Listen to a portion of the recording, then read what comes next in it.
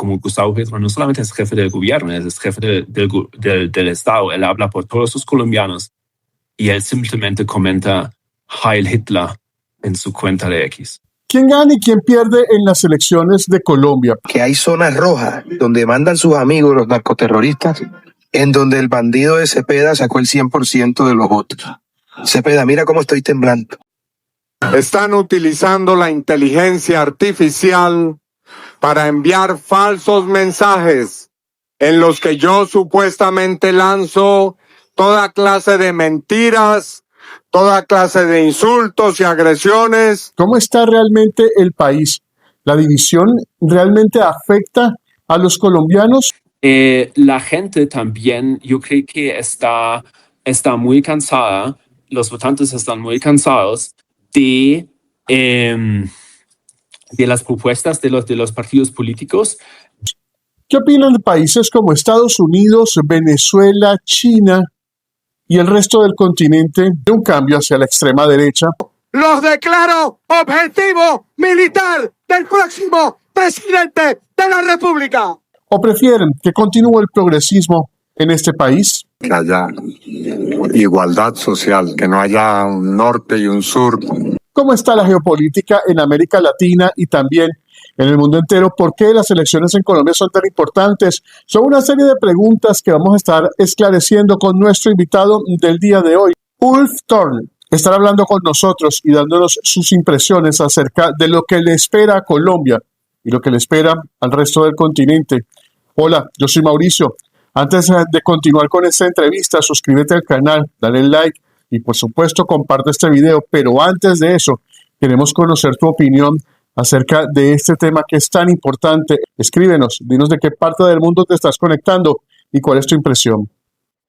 Bueno, yo creo que los ojos del mundo lo ven básicamente desde la perspectiva de la geopolítica y también de la política regional a nivel de Latinoamérica y sobre todo de Sudamérica. Porque obviamente durante los últimos años hemos visto elecciones en Argentina, elecciones en Chile, elecciones en Paraguay, en Bolivia, ahora más recientemente en Ecuador y obviamente en las últimas horas también los resultados de las elecciones presidenciales en Perú, que sugiere que estamos como en una dinámica bastante marcada hacia el centro derecho, la derecha. Eso depende obviamente de cada uno de nosotros como quiere definirlo, pero hay una tendencia muy clara en la región.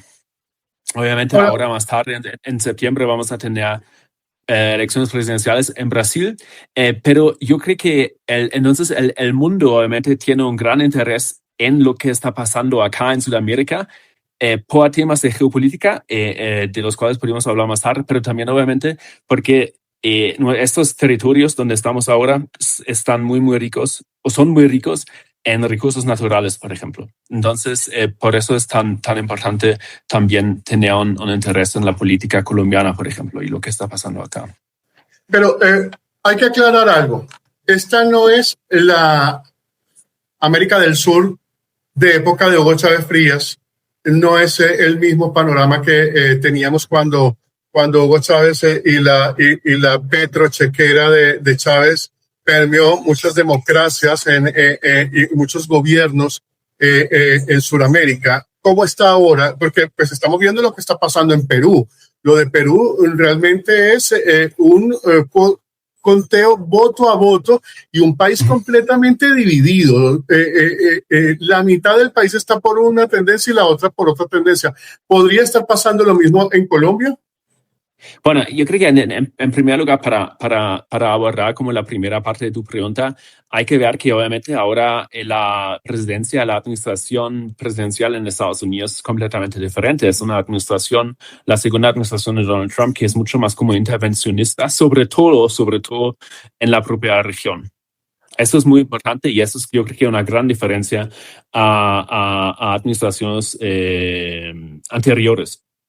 Y luego, yo creo que lo que está pasando en nuestras sociedades es también como siguiendo, desafortunadamente, una tendencia mundial, por lo menos en la gran parte de las democracias del mundo, y esa es la polarización alrededor de dos extremos bastante marcados y esta polarización es cada vez más fuerte. Y eso vemos en Alemania, lo vemos en el Reino Unido, en Francia, en Estados Unidos, obviamente, en Canadá, una provincia en un sistema federal, una provincia muy rica en recursos naturales, está seriamente considerando ceder de Canadá, declararse independiente o por lo menos preguntar a sus ciudadanos opinar sobre la temática. Y en América Latina, yo creo que por razones de la política nacional, pero también por la geopolítica, estamos en esta polarización también, donde obviamente también hay ciertas tendencias sociales y culturales que se están chocando en este momento. O sea, todo el tema del cambio climático, la política de género, la educación, la religión, todos estos temas se están como radicalizando en cierta forma. Y cada vez hay menos personas que pueden o quieren construir puentes realmente, lo que antes realmente en varias sociedades sí pasaba. Yo creo que Perú es un tema muy complejo y bastante especial, porque obviamente en los últimos años, o sea, yo ni siquiera sé cuántos presidentes ha tenido Perú en los últimos años. Sí, eso también tiene mucho que ver con la institucionalidad o falta de institucionalidad, con una constitución muy particular, con un sistema político muy particular, con un Congreso muy fuerte. Entonces, yo creo que uno no necesariamente puede leer tanto o, digamos, sacar tantas conclusiones para toda la región de esas elecciones presidenciales en Perú, salvo la conclusión que obviamente Perú también está siguiendo esta misma tendencia política de muchos países de la región. Y eso es algo muy importante y eso también va a marcar como la pauta del futuro de la región, que va a ser muy, muy diferente y yo creo que mucho mejor que en los últimos 10 o 15 años.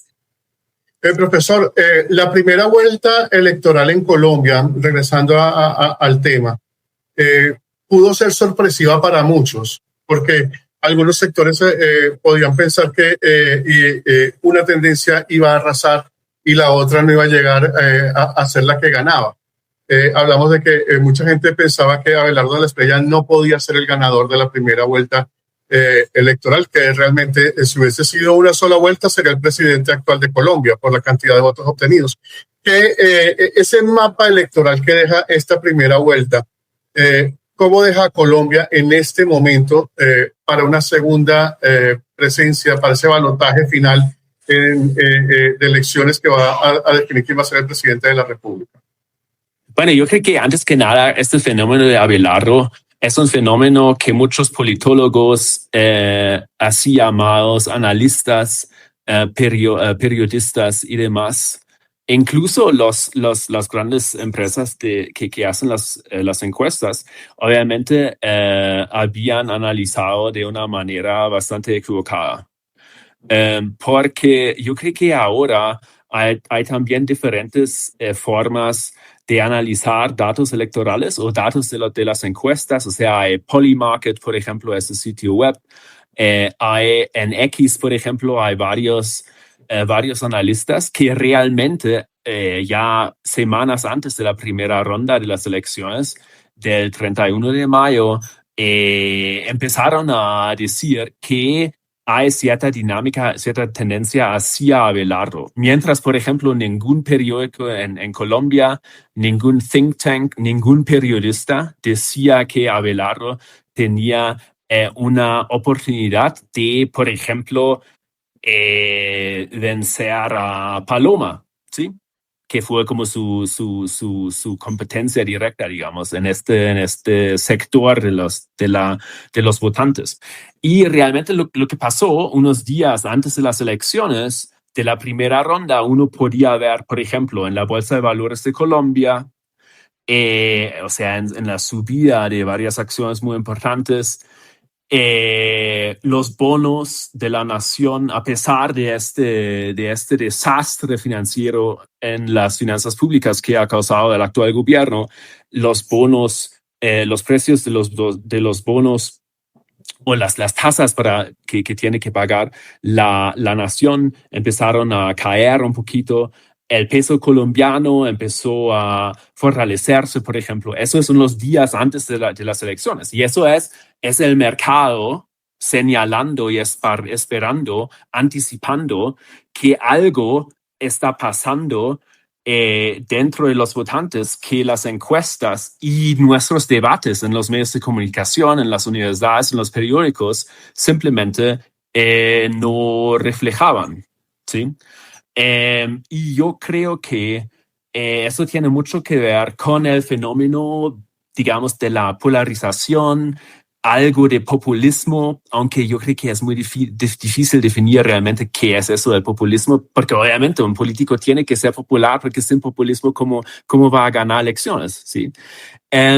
Entonces es como un término muy flojo, pero bueno, hay que usarlo porque yo no sé cómo reemplazarlo. Pero entonces, y obviamente había una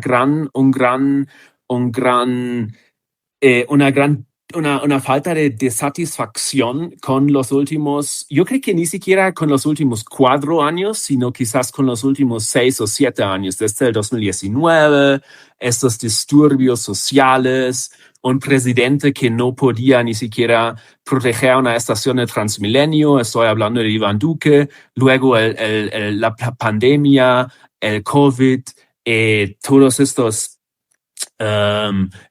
problemáticas en el mercado laboral, temáticas sociales, temáticas del sistema de salud. Luego entra Gustavo Petro con este discurso completamente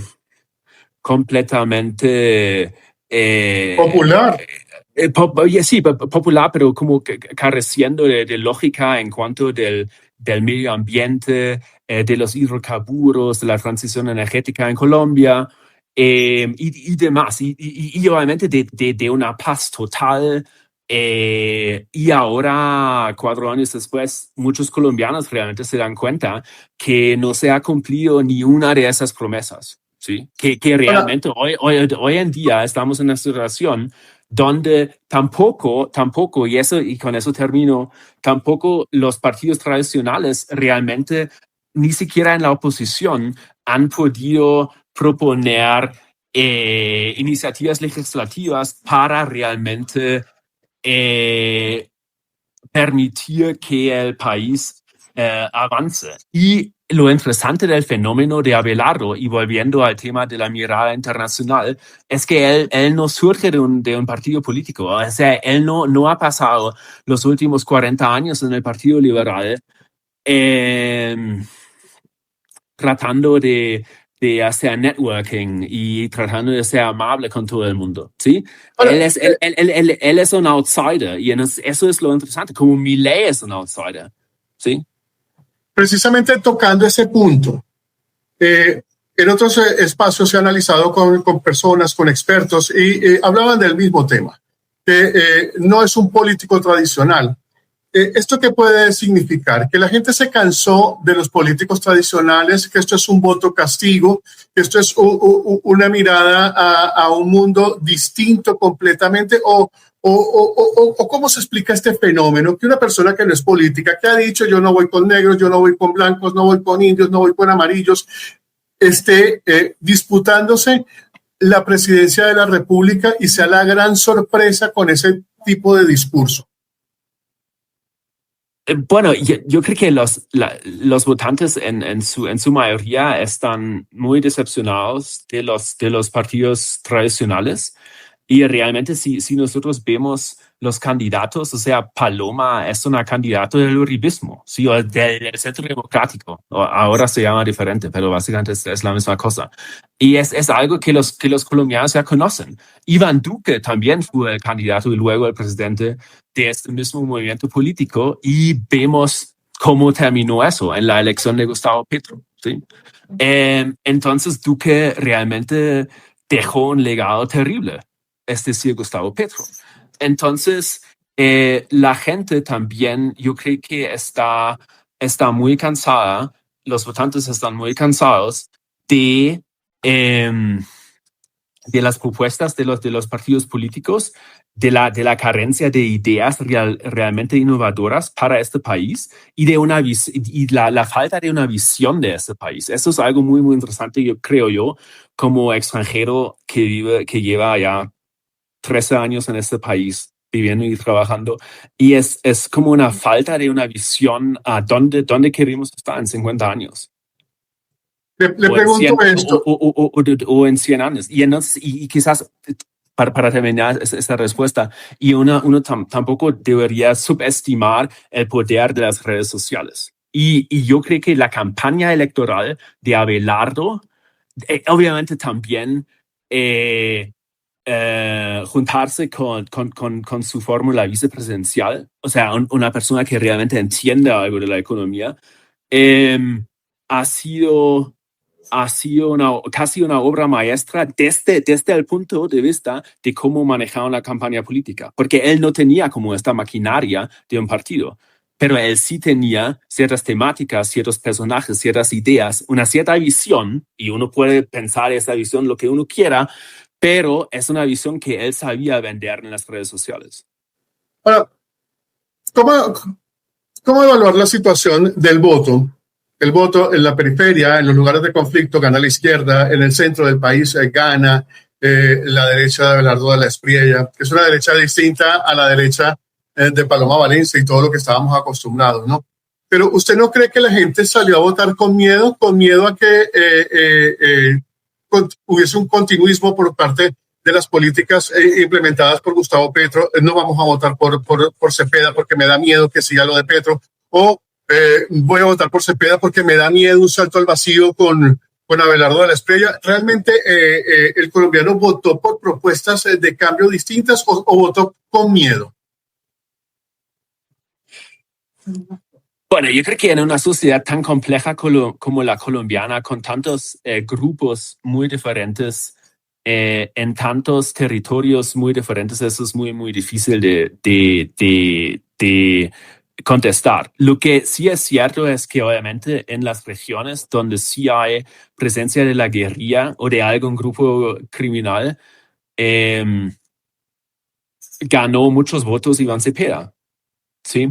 Y cada uno debería sacar sus conclusiones. Yo no quiero terminar esta idea, pero yo creo que sí hay personas que realmente querían votar por alguna idea de cambio o alguna perspectiva de cambio con otras personas y otros personajes que tenían otra manera de comunicarse también.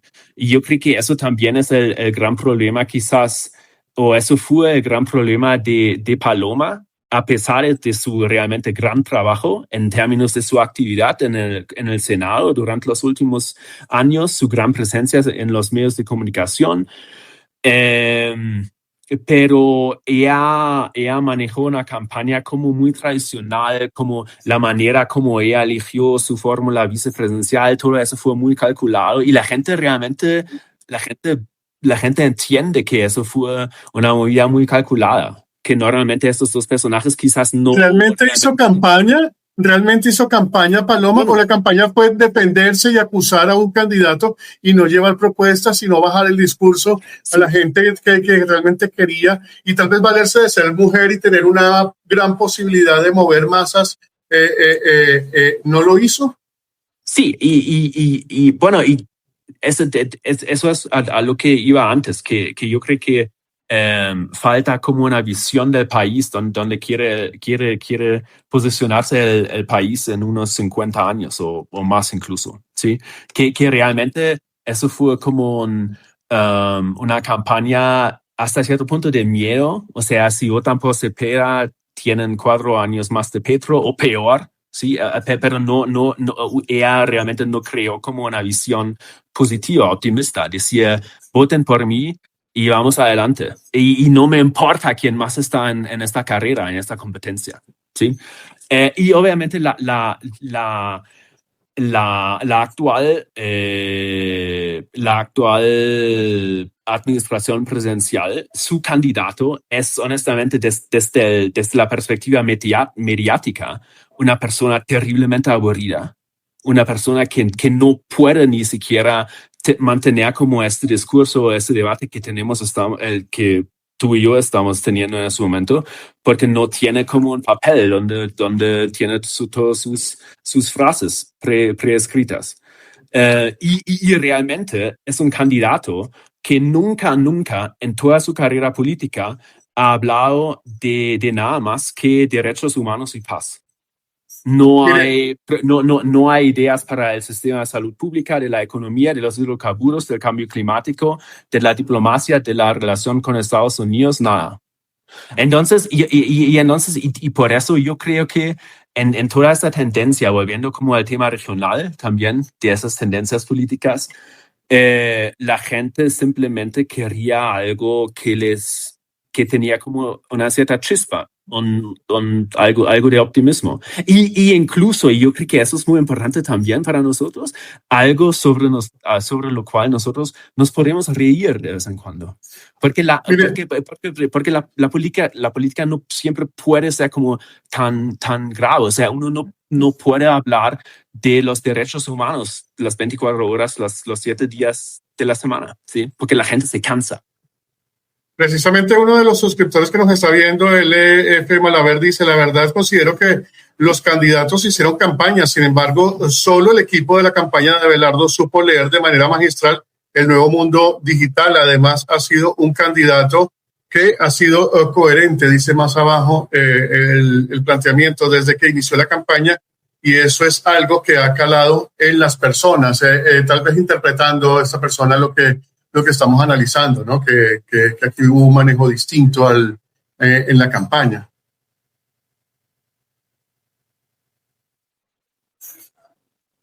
Sí, o sea, absolutamente. Y yo creo que por eso también muchos sectores y analistas subestimaron como este fenómeno de Abelardo. Totalmente. O sea, yo me acuerdo, yo antes de las elecciones, unos días antes de la primera ronda de las elecciones a finales de mayo, estaba hablando con periódicos alemanes y todo lo que ellos querían saber es sobre Cepeda y Paloma. Y entonces, porque eso fue como su news flow, lo que ellos habían captado de lo que estaba pasando en Colombia. Y no tenían en el radar realmente la posibilidad de que Abelardo o sus ideas pudieran captar cierto porcentaje de los votantes. Mire, más allá de quién gane en estas elecciones, ¿qué es lo que verdaderamente, quiénes son los vencedores, quiénes son los vencidos en estas elecciones en Colombia?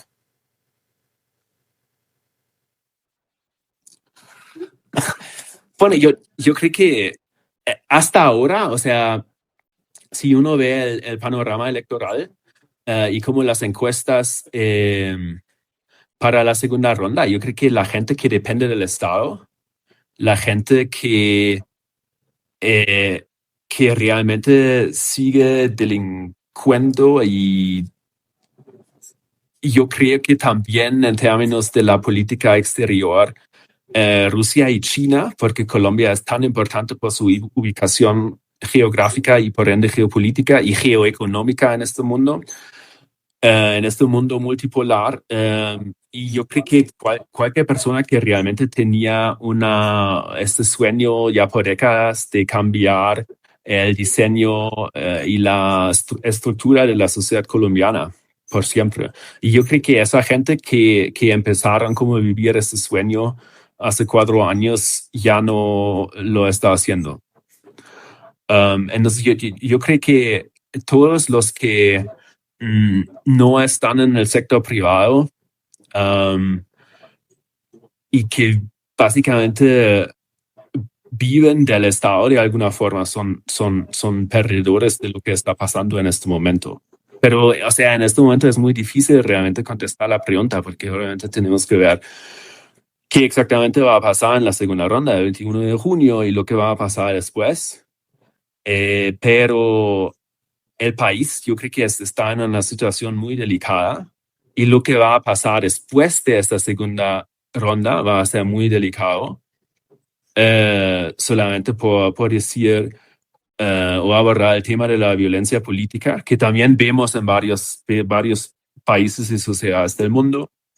Pero sí, o sea, y yo creo que todo este cuento que nos hemos contado en Colombia, sobre todo desde el 2016, de la paz, del acuerdo de La Habana, de todo va a estar bien. Yo creo que este cuento también ahora se está cambiando o se está acabando y la gente realmente entra en una realidad completamente diferente. Y toda esa gente que ha vivido de este cuento, de la continuación de este cuento, ahora tiene que reinventarse, creo. Ahora, estas elecciones son sumamente importantes para la región. ¿Por qué son importantes para la región? ¿Por qué Colombia en estos momentos es tan importante? Se habla de presión de Estados Unidos directamente. Trump ha hablado y ha fijado posición de cuál es el candidato que él quiere que gane las elecciones. Venezuela está allí, una relación tensa con Venezuela que puede ser muy fuerte la decisión que se tome, sobre todo porque hay grupos al margen de la ley que están en Venezuela, que todo el mundo sabe que el ELN está en Venezuela.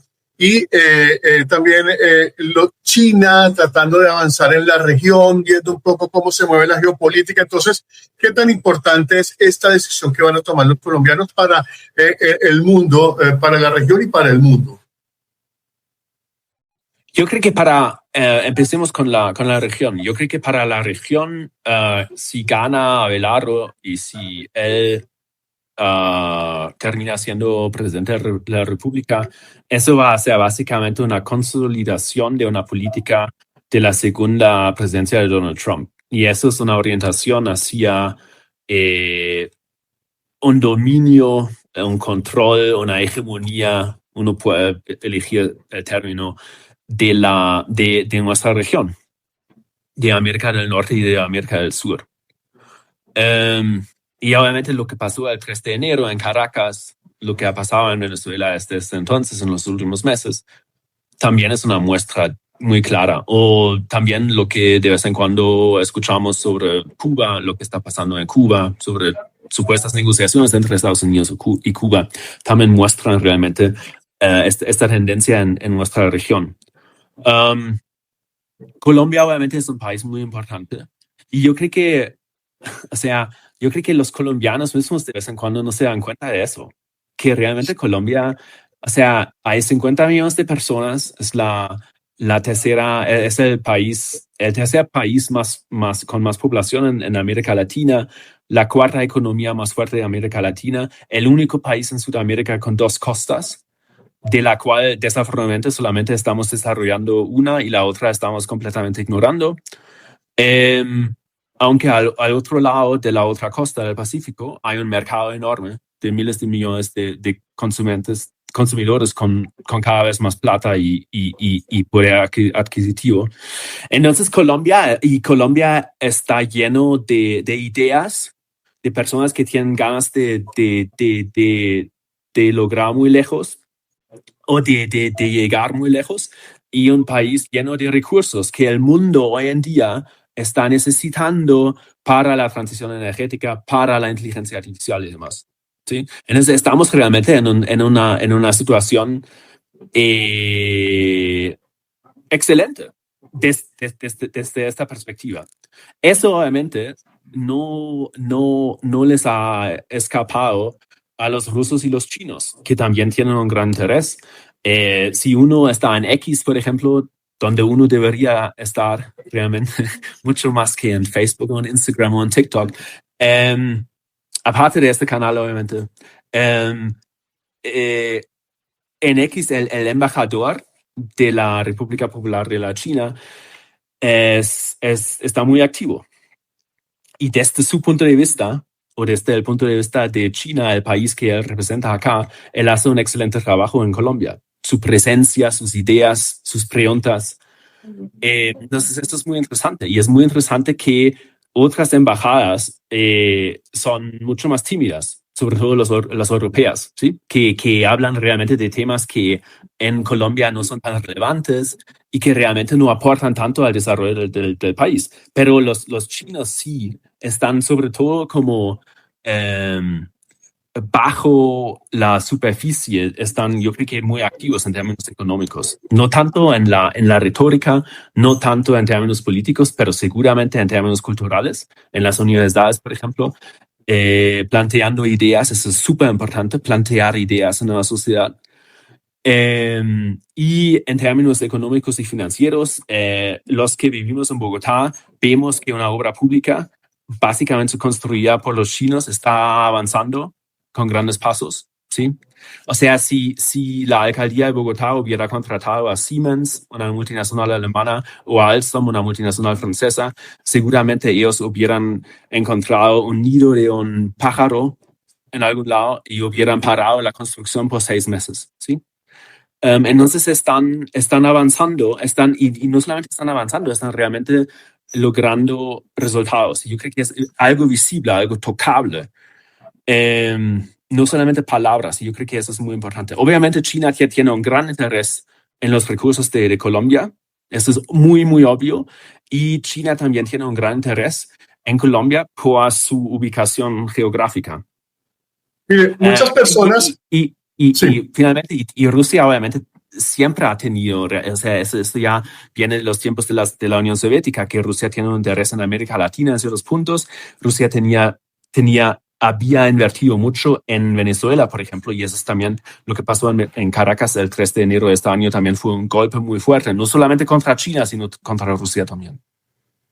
Mire, mucha gente puede decir, la decisión es de los colombianos, nosotros votamos, nosotros elegimos y no nos importa lo que diga el resto del mundo. Pero en un mundo como esto, donde todos estamos interconectados, donde lo que pase aquí a los 3 segundos se sabe al otro lado del mundo y tiene repercusiones políticas, económicas y sociales, ¿qué tan conveniente es o no es un gobierno de izquierda, un gobierno de ultraderecha en Colombia en este momento? Lo voy a poner en respuesta comprometedora, pero creo que es necesario que la gente pueda entender un poco qué es lo que le conviene al país en estos momentos. Bueno, yo simplemente creo, si Donald Trump termina su segundo periodo en la Casa Blanca hasta enero del 2029, si no estoy mal, hasta mitad de enero del 2029, obviamente un gobierno de la izquierda o un gobierno que estaría incluso más a la izquierda que el actual gobierno, o sea, eso es lo que supuestamente va a pasar con Cepeda, sería, por decirlo de una manera cautelosa, suboptimal para Colombia. Simplemente porque el país más importante de la región está muy en favor de gobiernos como es el actual gobierno de Chile, de Argentina y demás, Paraguay, Bolivia. Entonces, yo creo que para Colombia, y también tenemos que entender que todavía Estados Unidos es el socio comercial más grande de Colombia. Eso es muy interesante porque si hay un mapa muy interesante que compara quién fue el socio comercial más importante de cada país de América Latina hace 30 años y quién es el socio comercial más importante hoy. Y hay un cambio muy marcado de Estados Unidos a China, entonces China reemplazando en muchos casos a Estados Unidos como el socio comercial más importante de varios países de la región, menos en el caso de Colombia. Entonces, esta relación comercial es súper importante. Hay un montón de colombianos viviendo en Estados Unidos, viajando a ciertos lugares en Estados Unidos cada par de semanas o meses o días. Hay un intercambio muy, muy activo, ¿sí? Entonces, uno independiente de lo que uno piensa realmente de esta relación, uno estaría muy loco arriesgándose y luego intercambiando esta relación, si eso fuera posible, con una relación como más formal, más estrecha con China o con Rusia. Entonces, yo creo que por lo menos en esta nueva época, periodo de la geopolítica y realmente de una falta de globalización, de un mundo cada vez más multipolar, hay un polo muy, muy, muy fuerte en Norteamérica, y nosotros obviamente tenemos que cultivar esta relación y seguir fortaleciéndola, pero al mismo tiempo yo creo que eso también es muy importante. Por eso también mencioné el tema del Pacífico hace unos minutos. También tenemos que ver dónde hay mercados, dónde Colombia puede vender sus productos, y ojalá cada vez más. Entonces yo creo que uno tiene que ser como muy inteligente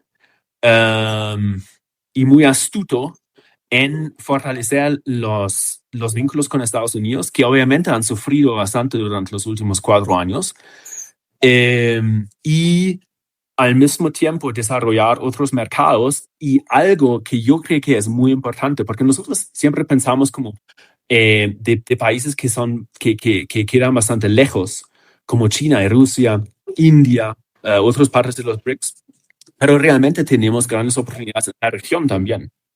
Y por eso yo creo que podría favorecer a Colombia que los presidentes de Perú, de Bolivia, de Paraguay, de Chile y de Colombia están más o menos alineados para por lo menos, o por ejemplo, fortalecer vínculos de comercio regional. Y yo creo que eso es muy importante, porque hemos visto en los últimos 2 años que obviamente hay muchas amenazas en contra de la globalización, o por lo menos esta idea de la globalización que tuvimos en los años 90 y en los primeros años de este nuevo siglo, el siglo XXI, pero este mundo ya no existe. Entonces yo creo que también hay que cuidar muy bien esos vínculos comerciales regionales, y no solamente con Estados Unidos, sino también con México y obviamente con nuestros vecinos más cercanos. Y eso también va a ser una tarea del nuevo presidente de Colombia.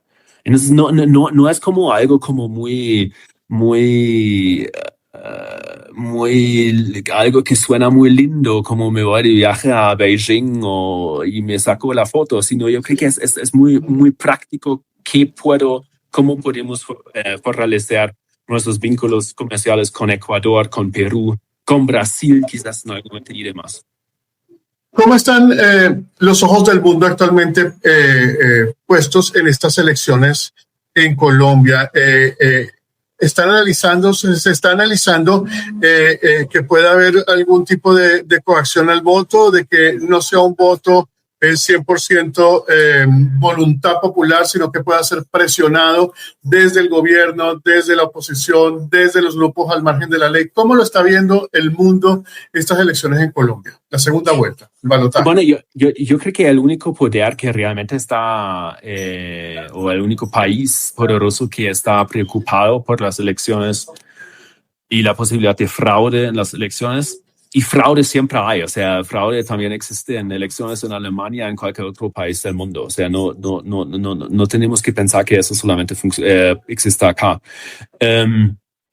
Realmente es Estados Unidos, creo, que tienen como, según sé, ciertas preocupaciones de fraude fraude electoral en ciertas regiones del país.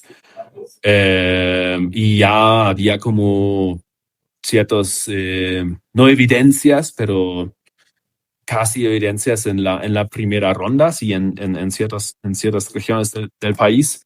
Pero yo creo que los demás países, bueno, ya hablé del tema de los chinos. Es muy difícil realmente descifrar lo que están pensando exactamente, y ellos son muy, muy astutos en no opinar tanto en público. Quizás después del hecho, pero no antes. Los rusos, no sé, porque yo creo que ellos también quieren mantener relaciones estables con Estados Unidos y no meterse tanto en estas elecciones. Los europeos realmente no tienen nada más que palabras que ofrecer, palabras y opiniones. Entonces yo no prestaría tanta atención a lo que dicen los representantes de la Unión Europea en Bogotá, honestamente. Entonces, sí, al final del día es como si hay un poder de exterior al país, es como Estados Unidos, que podría, no sé, de alguna forma interesarse. También por razones muy obvias, porque obviamente eso está pasando en su propia región.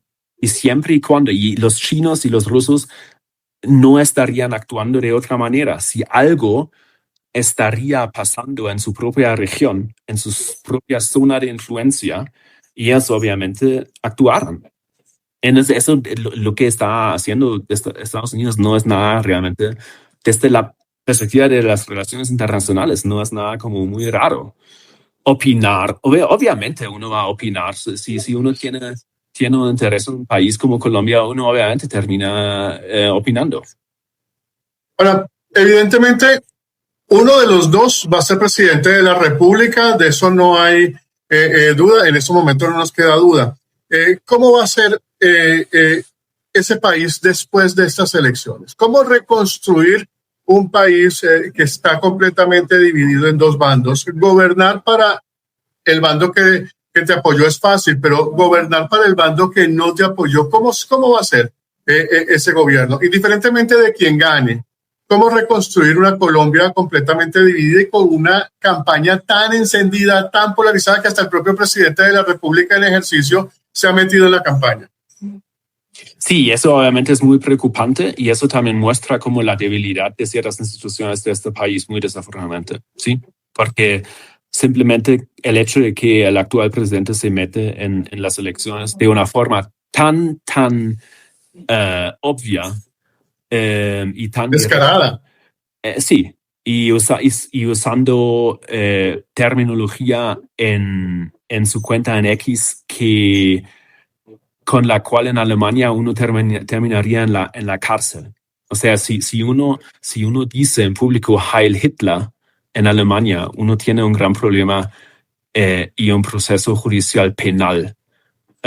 Y es muy interesante que el jefe del Estado, como Gustavo Petro, no solamente es jefe del gobierno, es jefe del Estado. Él habla por todos los colombianos y él simplemente comenta Heil Hitler en su cuenta de X. Y eso, o sea, ya no quiero comentarlo porque ya eso no merece como más comentarios, pero uno también tiene que preguntarse, o sea, en qué anda el actual gobierno, ¿sí?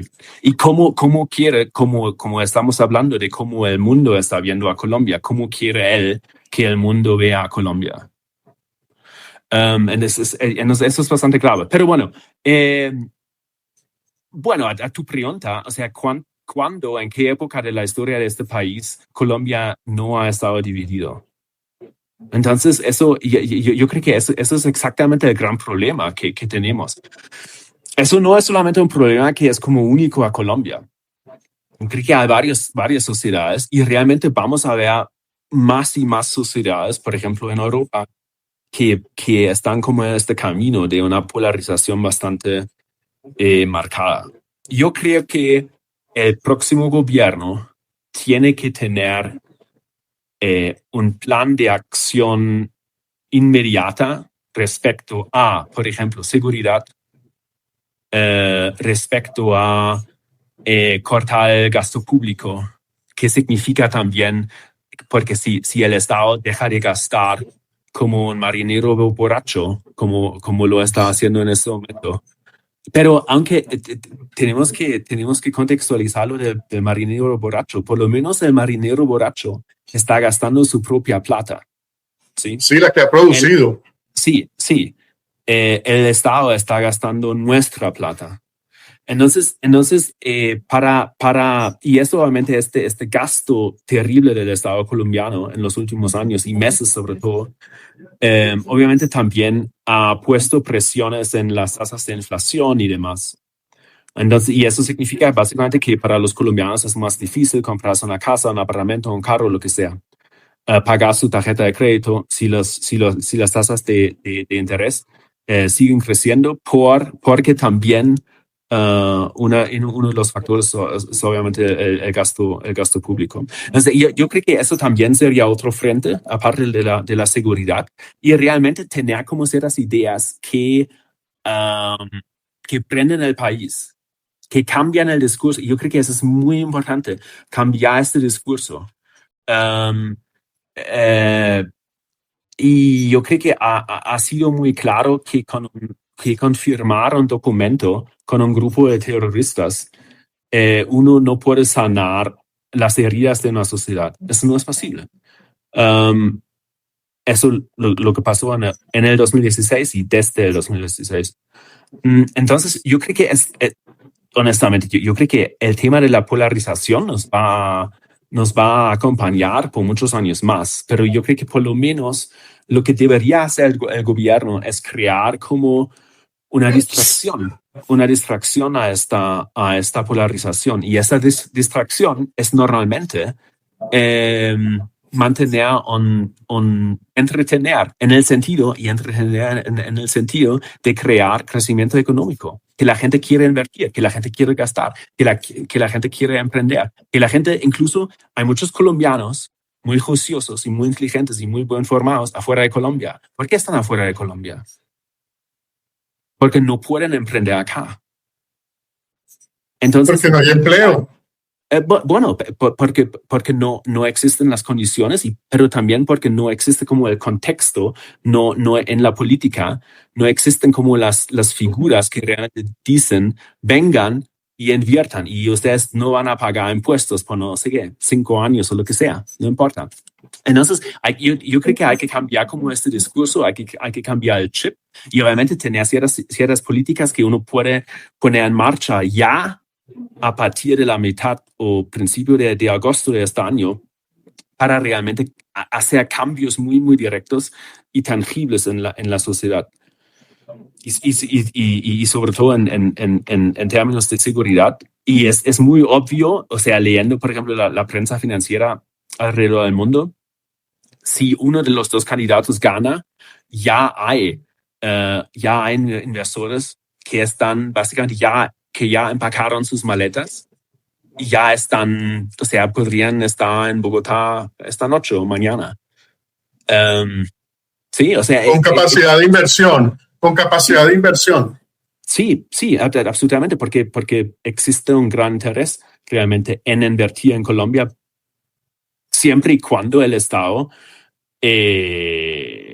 no se meta tanto en términos regulatorios, totalmente. Ahora, Ulf, ya para concluir, ¿cómo queda Venezuela? ¿Cómo queda la revolución bolivariana, esa revolución que ha venido heredándose y ahora está en Delcy Rodríguez? ¿Debe tener las barbas en remojo por lo que pueda ocurrir en Colombia o realmente no les interesa para nada en lo absoluto lo que ocurre en estas elecciones presidenciales en Colombia? No, yo creo que les importa bastante, pero lo que pasó en Venezuela es algo muy curioso realmente, porque yo me acuerdo hace unos meses, o sea, realmente hasta el 3 de enero de este año, y sobre todo finalizando el año pasado, el año 2025, había esta esperanza casi infantil de ciertos políticos en Colombia de que Venezuela entra Trump y Venezuela se va a cambiar de un día al otro en una democracia impecable, ¿sí?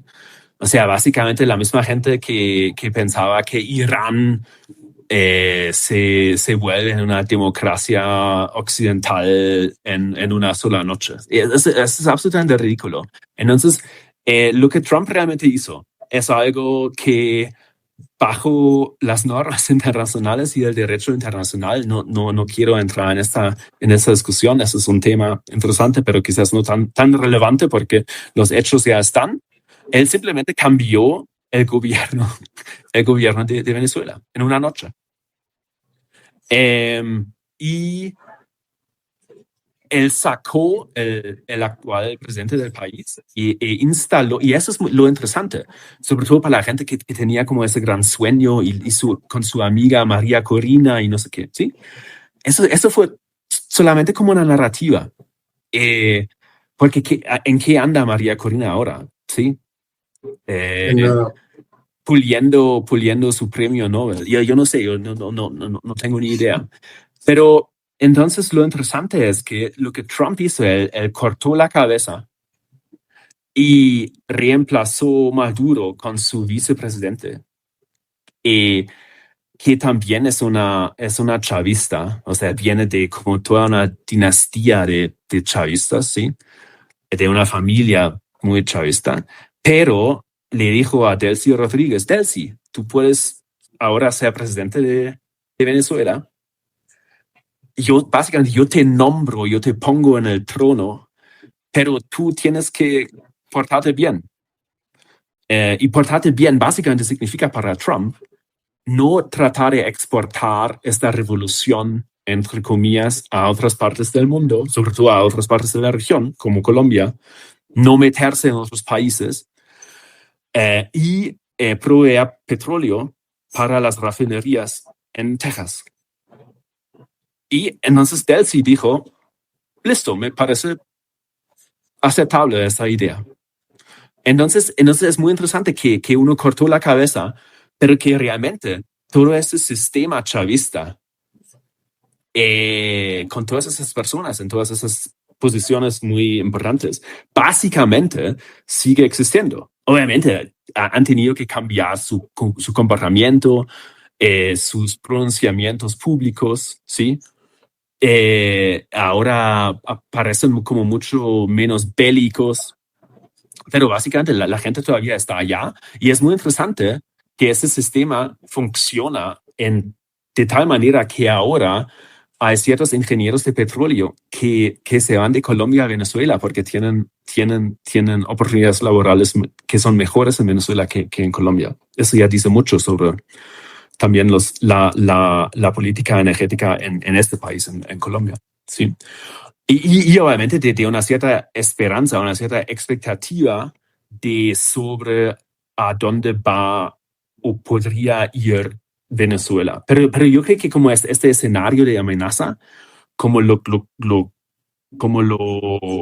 tuvimos hace 8 años, hace 4 años, o sea, como meterse en las elecciones en Colombia, yo creo que eso está bastante bien controlada. O sea, yo no he escuchado mucho de Palacio de Miraflores no tengo conocimiento de muchos conocimientos sobre las elecciones acá. Entonces, yo creo que, y eso es un caso muy interesante, un caso de estudio muy interesante, Venezuela, porque es como regime change, como cambio de régimen, pero de una forma muy superficial, bajo ciertas condiciones. Y eso va a ser un caso de estudio muy interesante en unos años, cuando uno tenga más datos. Cuando tengamos todas las cartas sobre la mesa y podamos entender realmente cuál era el juego que se estaba jugando precisamente en ese instante. Ulf, yo quiero tus palabras finales, porque quiero que me des tu impresión sobre esto. Muchas personas están diciendo que todo lo que puede perder Colombia en estas elecciones, pero podemos ver el vaso no medio vacío, sino medio lleno. ¿Qué ganaría Colombia en este momento después de escoger un presidente de la República? No, o sea, yo creo que el vaso, por cierto, está más que medio lleno ya en este momento. Simplemente porque Colombia tiene, como hemos hablado en los últimos minutos, tiene muchos argumentos a favor, porque bajo el actual, digamos, la configuración de poder en la región, Colombia podría generar ciertas tasas de crecimiento en poco tiempo, y Colombia tiene exactamente lo que la economía global está pidiendo en este momento y lo que va a pedir en términos de, sobre todo, recursos naturales, por ejemplo. Pero obviamente eso también significa para nosotros inventarnos políticas industriales para fortalecer la creación de valor en Colombia, fortalecer la industria, manufacturar mucho más, hacer muchas cosas más en Colombia con estos recursos que ya tenemos en el país.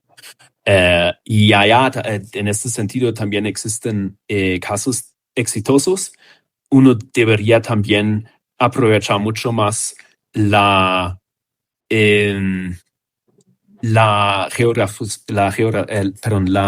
ubicación de Colombia en el mapa, en nuestras dos costas, y por eso yo soy bastante optimista en este sentido. Y porque como todas las tendencias políticas en la región están yendo hacia esta dirección en este momento, que eso obviamente no es un 100% positivo, eso siempre es así, como todo en la vida, pero por lo menos la dirección, creo yo, en este momento, como esta tendencia, participar en eso. Y uno ve eso, por ejemplo, en el comportamiento de la bolsa, o incluso en el peso colombiano, es bastante optimista, sí.